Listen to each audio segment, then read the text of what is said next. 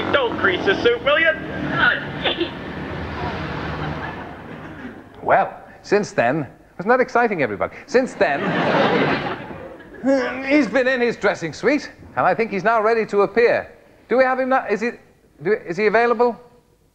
Don't rush him. If he's fine, he's ready. Ladies and gentlemen, Mr. Max Headroom.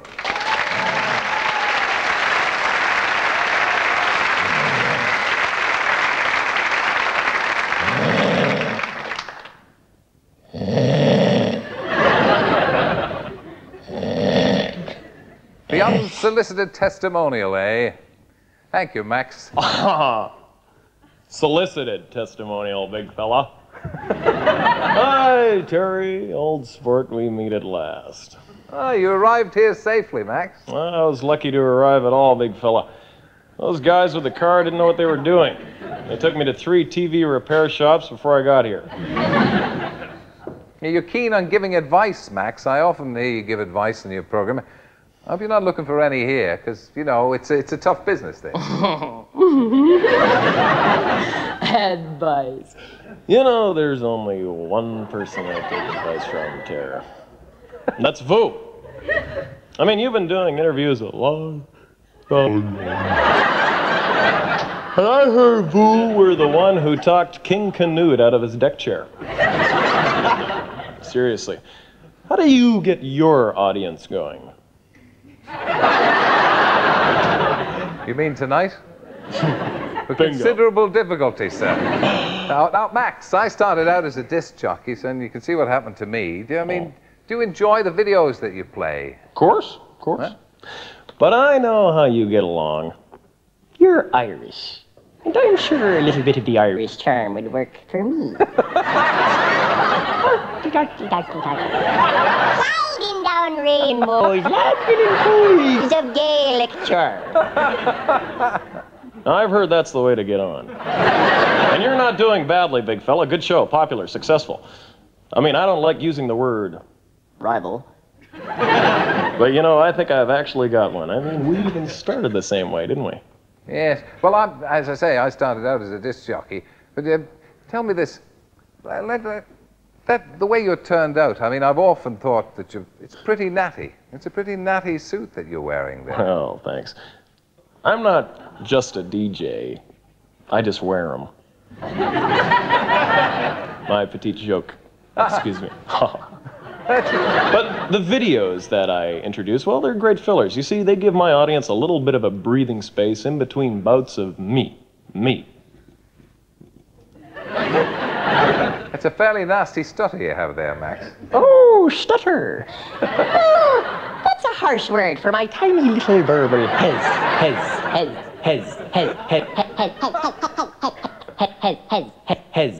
hesitancy.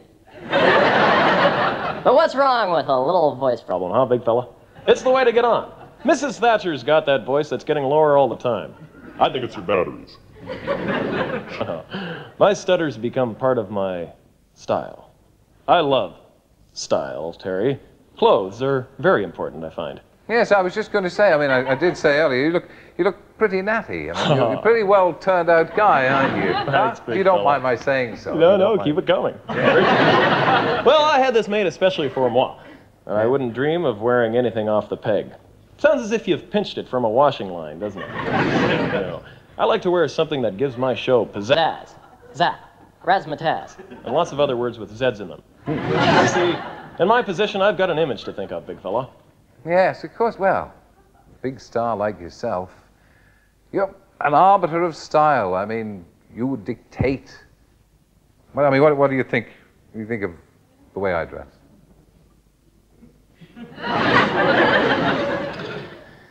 Let's have a look at the jacket. I think threads is a very good way of putting it. You look like the kind of guy that probably uses garters with his knee socks.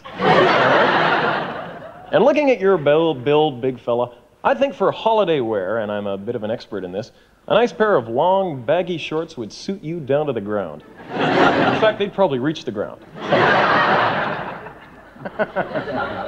No, I'm sorry, big fella. Again, my petite joke. I wasn't being funny, tell me, old son. You see, as you said earlier, I've given lots of advice on clothes, and people have taken it. I mean, they're schmucks, let's face it. They've walked around in baggy shorts and flip-flops, and I love to see it. I also enjoy a good laugh.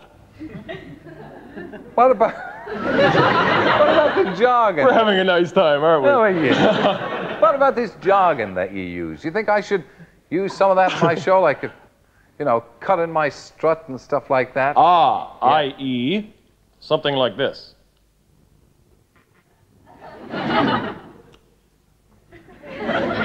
Now let's see your strut, big fella. See if it needs any Cut.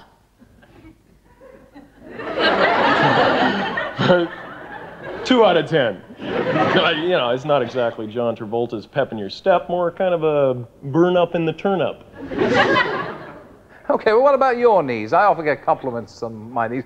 Frankly, there doesn't look as if there's an awful lot going on below the waistline with you.